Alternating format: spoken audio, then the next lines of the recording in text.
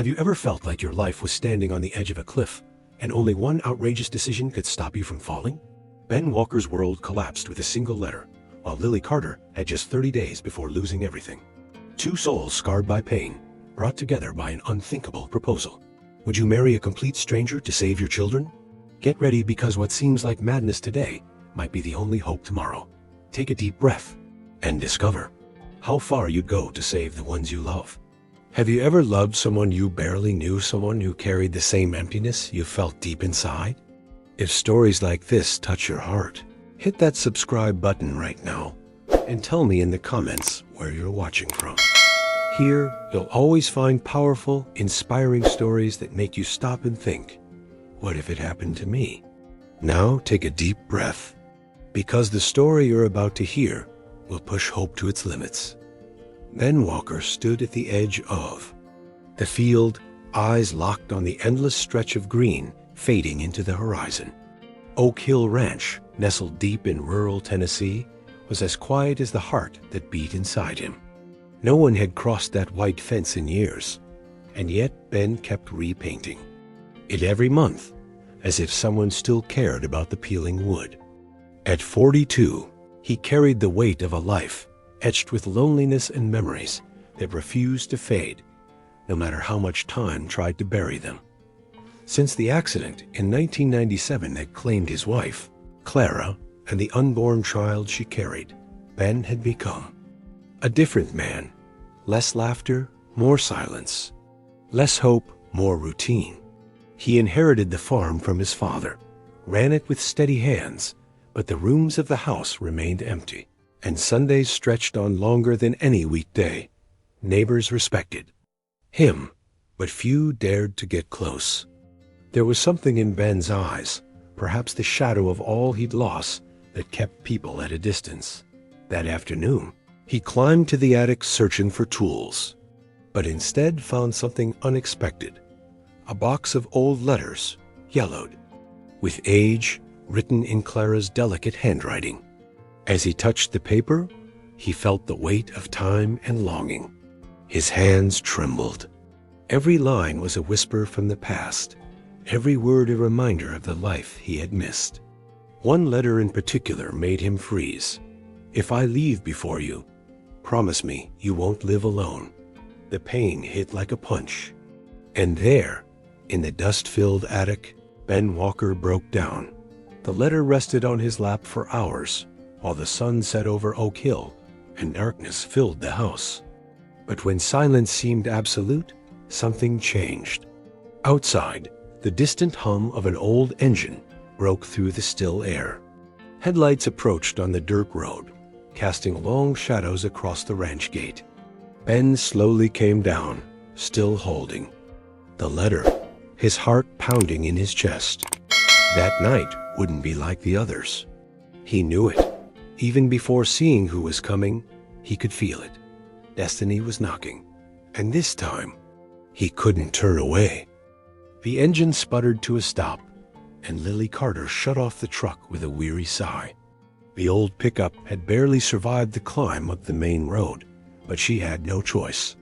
Bills were piling up, food was running low, and now, that cursed eviction notice. At just 28, Lily already knew the pain of loss, the crushing weight of responsibility, and the constant fear of failing her two small children now asleep in the back seat, wrapped in worn-out blankets. The Carter farm, once a place of love and hope alongside her late husband Jason, now felt like a battlefield where each day brought a new defeat. Jason had died suddenly in 2010, taken by an embolism, and ever since, Lily had fought alone to keep everything afloat. The land no longer yielded enough. The animals had been sold off one by one, and town seemed farther away with each passing day, not just on the map, but in her will to ask for help. That morning, Lily had pulled the letter from the mailbox. One she'd been dreading, 60 days to vacate the property. The bank didn't care about her struggles, her children, or the storms that had destroyed the crops. 60 days. And all she had were the watchful eyes of Emma, her oldest at just 8, and the small, fragile arms of Tommy, 5, who wrapped around her each night whispering, "Mommy, it's going to be okay." But it wasn't, not at all. Staring at the darkened storefronts of the sleeping town, Lily took a breath and decided it was time to swallow her pride. Maybe she could make it to the gas station and fill up with the coins she'd scraped from the glove box. Maybe Murphy, the night clerk, would let her put it on a tab again. She knew the whispers in town, the talk about her debts. But what was humiliation compared to the fear of her children losing their home? The pain was constant, but the fear, it grew by the second. She stepped out into the cold night, each step heavier than the last, the wind biting her skin, the silence weighing on her shoulders. All she could think about was her kid's empty bedroom and the sound of rain that would likely start that night. As she cupped the coins in her hand, she felt it the weight of someone's gaze. Then footsteps, steady, approaching. She turned slowly, and there he was, Ben Walker, taller than she remembered, more serious, more intense. His eyes met hers with something she couldn't quite name, not pity, not surprise. It was as if he saw past the worn clothes and exhaustion on her face. "Lily," his voice cut through the silence like a blade. "What are you doing out here this late?" She tried to smile, to seem strong. "Surviving, Ben, that's all." He didn't answer right away. He just looked at her. And in that look, Lily felt that something was about to change. Something out of her control, something she hadn't planned. Then Ben stepped closer, his voice low and steady. "I have an idea, but you're going to think it's crazy." Her heart skipped a beat. She didn't know what the idea was, but deep down, she knew. Life as she knew it was about to turn upside down. The silence between them screamed louder than any words. Lily's throat went dry, her fingers numb from the cold as coins clinked in her sweaty palm. She looked at Ben with suspicion, like someone staring down a dark road, unsure whether to take the first step. "Crazy?" she echoed, trying to mask her fear with sarcasm. "The only crazy thing I know is trying to fill a gas tank with pocket change." But Ben didn't smile. He simply pulled a worn, crumpled letter from his jacket and held it out. To her, Lily didn't take it. She just watched the paper between his fingers, and the way his eyes seemed different tonight. Not cold, like they usually were, but heavy with something she couldn't quite name. "My wife wrote this over 20 years ago. Before she died," he said, his voice cracking at the end. "She asked one thing of me. Not to live alone, not to let the ranch die with me." Lily looked away, unsettled by his vulnerability and by how much it hit her inside. Ben tucked the letter away without pressing. "I see you, Lily. I see your kids. I know you're about to lose everything." His words cut like a blade. "You know me?" She snapped, defensive. "I knew your sister, Ruth. She was close with my wife. I remember you. When you first came to town." The past hit her like a punch. Ruth, kind as ever, had mentioned him, the man who vanished into himself after tragedy. But Lily never imagined he'd been watching all this time. "I'm not here to judge you or ask for anything," Ben went on, more certain now. "But I can help. I can change all of this." She stepped back, heart racing. "And what do you want in return?" she asked, her voice sharp. Ben stared into the night for a moment and met her eyes. "A chance. A proposal that could save you, and maybe save me too." Lily felt her knees weaken, not from fear, but from standing on the edge for too long. He knew it, and so did she. The edge of hope was right there, between them. Ben pulled out a small yellowed card, scribbled something on the back with an old pen, and handed it to her. "Find me, before time runs out. I want to talk. Away from gas pumps and the shame. You shouldn't carry alone." Lily took the card with reluctance, eyes misting. "Good night, Lily." Ben turned and walked back to his truck, leaving behind a storm of questions and a heart beating faster than it should. She stood there, gripping the paper like it was solid ground in the middle of collapse. Behind her, the children slept, unaware that everything had changed that night. The streetlight flickered, the wind howled, and Lily understood she had to do something unthinkable. Later, back home, she read the card over and over, and one line Ben had written burned into her mind. Sometimes what seems like madness is just destiny knocking on your door. The sun hadn't even risen when Lily woke to the relentless sound of wind slapping against the windows. Sitting on the edge of the bed, she clutched the card Ben had given her like it was a lifeline in a storm. Her eyes burned, not just from lack of sleep, but from the bitter mix of fear and hope that refused to let her rest. While the children still slept, she went to the kitchen, made coffee with the last spoonfuls from the jar, and sat at the table, staring at the eviction notice spread out on the stained tablecloth. The house felt smaller that morning. The walls held the dampness of too many rainy days, and every object around her was a reminder of the life she'd built with Jason, the rocking chair he'd fixed with his own hands, the pencil marks on the wall where she measured the kid's height. How could she leave all this behind? How could she accept help from a man she barely knew, yet who now seemed like her only way out? Lily felt like she was standing at the edge of a cliff. One step forward could mean the end, or the beginning of something new. In the pocket of her coat, the card felt heavy, weighted with all of Ben's unsaid promises. I can help. I want to help. He hadn't spoken of love, nor did he pretend to have noble intentions. He spoke of survival, and as harsh as his proposal sounded, there had been truth in his eyes. As she tried to make sense of it all, Emma appeared in the kitchen doorway, hair tousled and eyes full of worry. "Mama, were you crying?" Lily forced a smile, stood, and hugged her tightly. "I was just thinking about how we're going to fix everything." Later that morning in town, Lily walked into the grocery store with slow steps and lowered head. She was ready to beg Murphy for credit one last time, even knowing his patience had long run out.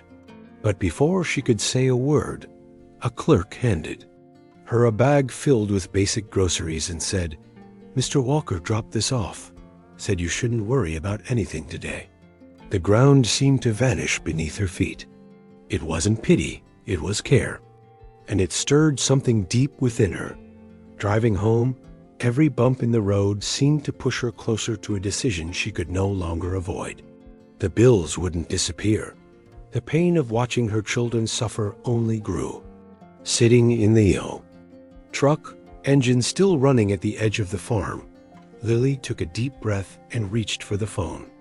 Her fingers trembled, her heart pounding like a drum.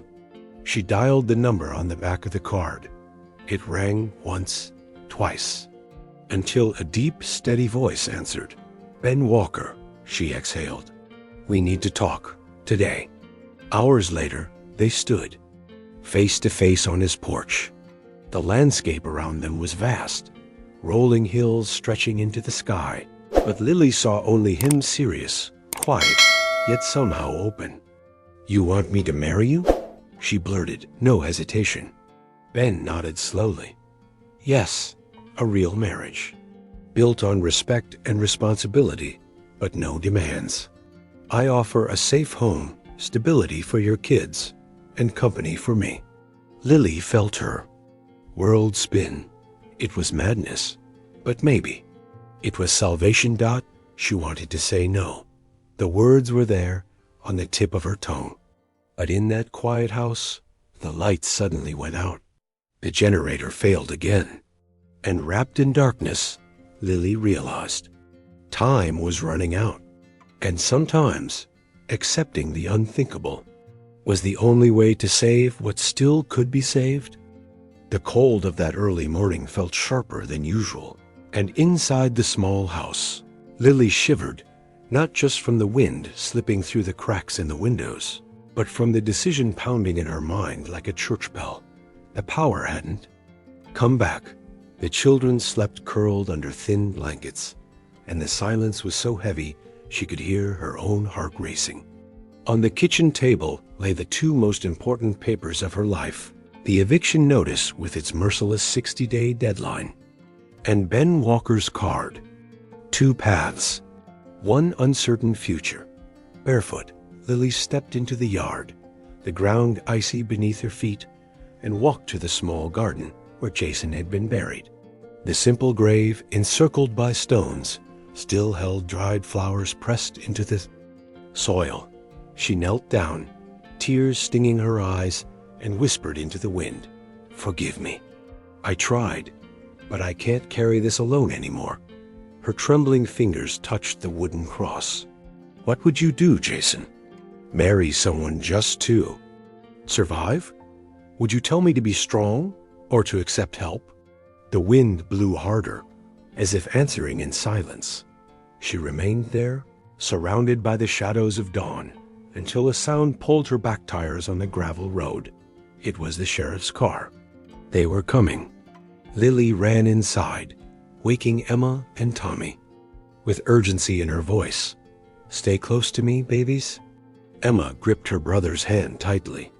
"Mama, what's happening?" Before Lily could respond, the knock on the door echoed like thunder.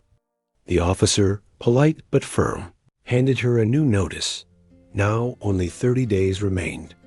After the car disappeared down the road, Lily collapsed onto the floor, holding her children close, everything slipping through her fingers. Jason's legacy, security of their home, the safety of her kids.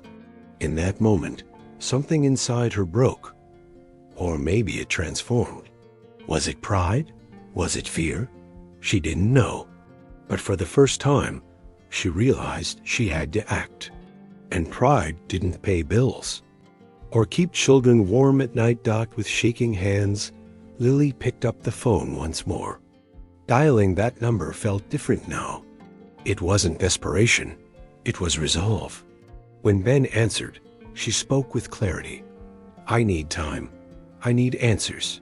But I need you." On the other end, he was silent for a beat. Ben replied in a low voice, "You won't face this alone. Not anymore." Lily felt a weight lift from her shoulders.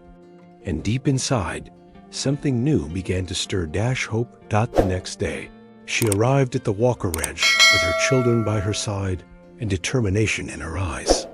48 hours, she told Ben. "That's what I need. After that, I'll give you my answer." Ben nodded silently. But within him, something had already shifted, because for the first time in years, he believed that empty house might come alive again. And maybe love could too. The sky was thick with heavy clouds as Lily stepped through the doors of the Oak Hill courthouse, her two children by her side. Emma walked in silence, her brow furrowed, holding tightly to her mother's hand. Tommy, restless, looked around, with wide, curious eyes, unaware of the weight of what was happening. Ben was already there, standing tall with his hat in his hands, wearing the same worn jacket he'd had since the start of fall. When his eyes met Lily's, time seemed to freeze for a breath. Then she nodded, barely. It was done. The ceremony was brief. Few witnesses, curious glances, and the steady ticking of the courthouse clock marking each second, as if time itself were watching. "Ben Walker, do you take Lily Carter as your wife with a promise of respect and care?" The judge asked firmly. "I do," Ben answered, his voice low, like a muffled thunderclap. When it was Lily's turn, she hesitated only for a moment. Then, eyes locked on Emma's, who watched her without blinking, she answered in a whisper that echoed in the empty room. "I do." The kiss was soft, barely a brush of lips, not passion, not yet, but filled with something neither of them could name. Respect, gratitude, or perhaps the first seed of something that had yet to grow. As they left the courthouse, a gentle rain began to fall, light and silent, as if even the sky honored the moment. Emma walked quietly, hugging her. "Brother, is he our new dad?" she asked, not looking at her mother. Lily knelt beside her, touched her face, and replied, "He's our new beginning, sweetheart." In the car, the silence was broken only by Tommy. "Mr. Ben, do you have horses?" "Lots of them?" Ben smiled his first real smile, one that reached his eyes. "You can just call me Ben. And yes, I think we have enough horses to teach you to ride like a real cowboy." The boy grinned from ear to ear, and Lily, watching the exchange, felt something shift in her chest. It wasn't love, not yet. It was relief. The sense of no longer standing alone on a battlefield.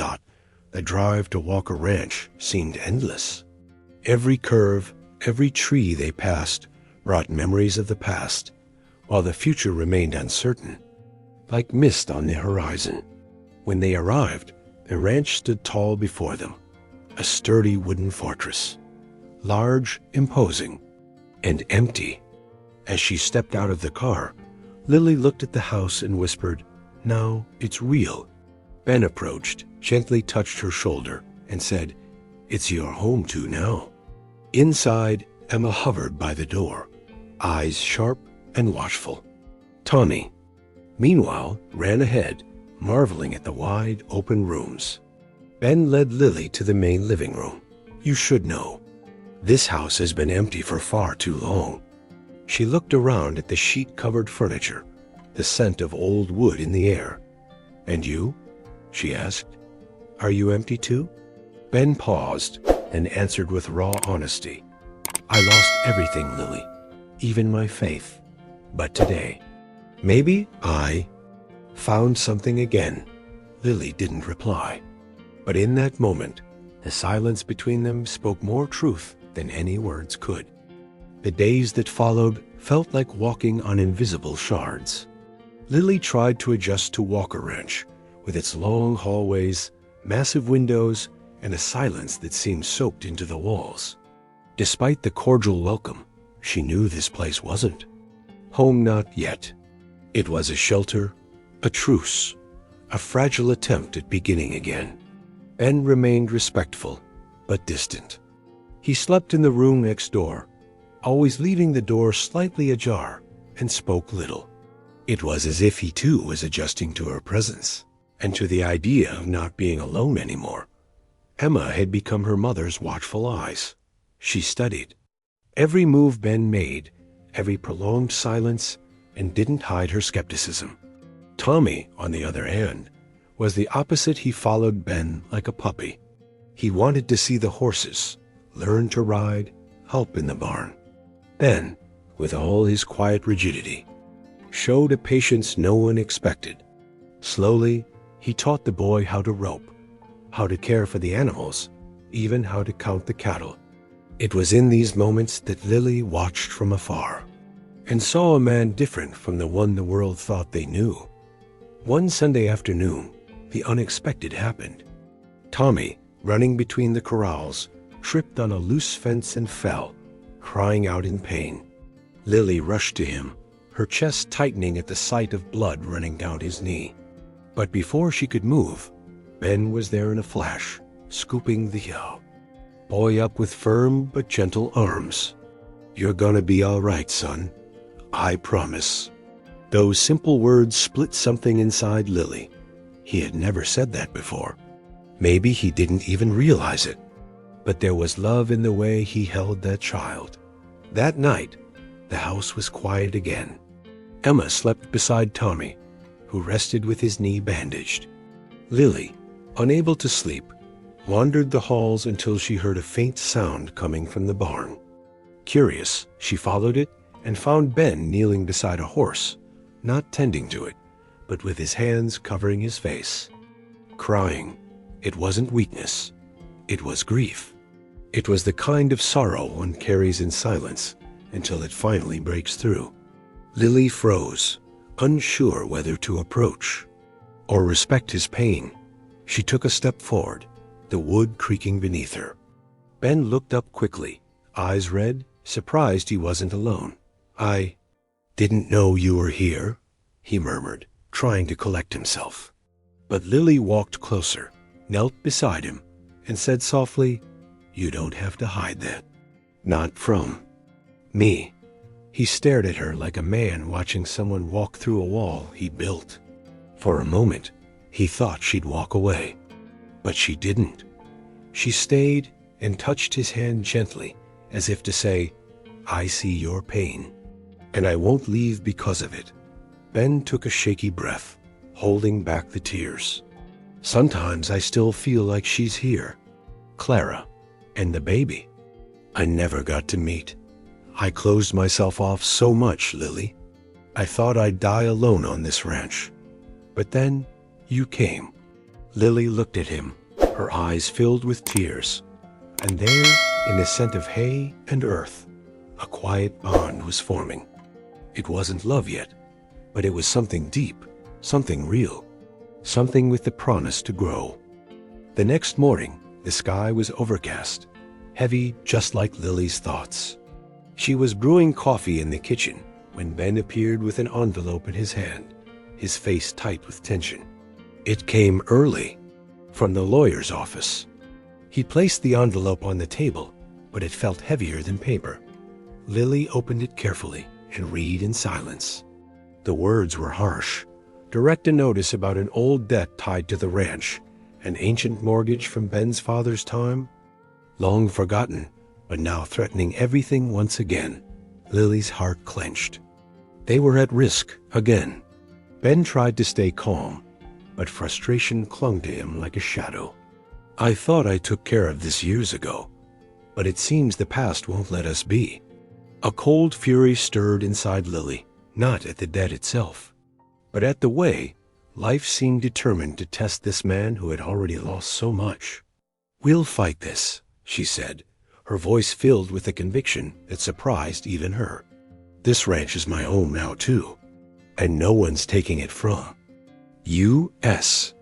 That night, Lily decided to search the old study in hopes of finding anything that could help. Digging through drawers, folders, and dust, she found a wooden box locked with a rusty clasp. She forced it open. The latch gave easily, and inside, a stack of letters tied with a red ribbon. The elegant handwriting jumped out at her. Clara Walker, Ben's late wife. For a moment, Lily hesitated, but something urged her to read, and what she found changed everything. In the letters, Clara spoke of love, longing, and fear. Fear of an illness she kept hidden, fear of leaving Ben alone, fear the baby might not survive. And more, a torn note read, "Ben never knew we mortgaged part of the land to pay for my treatment. If anything happens, he must know. Don't let him lose everything." Lily felt the ground vanish beneath her feet. The debt was real, but now there was proof. And maybe, just maybe, a way to save the ranch. The next day, Lily handed the letter to Ben, who read it in silence, eyes brimming with tears. "She did this for me, and I had no idea." He collapsed into the chair, defeated. But Lily knelt before him, took his face in her hands, and said firmly, "You're not alone now, Ben. We'll fix this together, as a family." He looked at her, stunned by the strength in her voice. And right then, for the first time, something unreachable began to take root, a love not made of empty promises, but of loyalty, courage, and hope. That evening, Ben went out to feed the horses while Lily watched from the window, her heart tight and her mind racing. What they were building was real, but time was running out. They had 30 days to clear the debt, or lose everything. What Lily didn't know was that someone else also knew about that forgotten mortgage, and was ready to strike. The lawyer's office was silent for long seconds after Lily finished recounting everything she had uncovered in Clara's letters. The man, an old acquaintance of Ben's, fidgeted nervously with the papers, trying to understand how the mortgage, had vanished from the records. If these letters are admitted as legitimate evidence, we might be able to void part of the claim, but we'll need time and the right judge. Lily nodded, resolute. Then we fight for the ranch, for Ben, for Clara's memory. But as she stood to defend her new family, opposing forces were gathering in the shadows. Outside, in an old pickup truck parked across the street, a man watched every move. Charles Whitmore, a regional investor who had been eyeing Ben's land for years. He knew about the old mortgage, knew about the debts, and was ready to strike and claim everything. But what he hadn't expected was resistance, especially from a woman like Lily. When she stepped out of the office and saw him behind the wheel, something in her stirred. A gut feeling, something was wrong. And it wouldn't take long to find out what. That night, documents in hand, Lily returned to the ranch and found Ben in the barn, brushing the horses in a trance-like rhythm. "We've got a shot," she said, stepping inside. "But it won't be easy." Ben looked at her, his eyes tired, but lit with a flicker of hope. "You've done so much for me, and I don't even know how to thank you." Lily approached, her fingers gently brushing his arm. "This isn't about gratitude, Ben. It's about something that started growing inside me the day you held my son in your arms." Ben paused, his gaze locked on hers. The world seemed to still. "Lily, I know our marriage started as an agreement, but every day with you, every moment with the kids, it's changing me. I thought I'd forgotten what it felt like to feel anything. But you woke me up." His voice cracked. Lily's eyes welled with tears. "Ben, I thought love died. With Jason too. But I was wrong. He gave me the chance to live again. And now, when I look at you, I don't see loneliness.